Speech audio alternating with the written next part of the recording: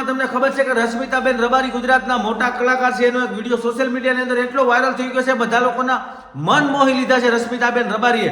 કારણ કે એક તો એનું નેચર, એના પહેરવેશ, એનો ડ્રેસ, એની માન મર્યાદા મોભો જેમ કે ગીતાબેન રબારીની જેમ, અને બીજું એનો અવાજ એટલો મનમોહક થઈ ગયો છે કે એનો વિડીયો છેલ્લા ઘણા દિવસથી સોશિયલ મીડિયાની અંદર એટલા બધા લોકો શેર કરી રહ્યા છે. હું તમને આખો વિડીયો બતાવીશ ને, તમારું ભાઈ મન રાજી થઈ જશે. તો આ વિડીયોને વધુ લોકો સુધી શેર કરવા મારી ખાસ વિનંતી છે, જેથી કરી બીજા લોકો પણ આ ગીત સાંભળી શકે.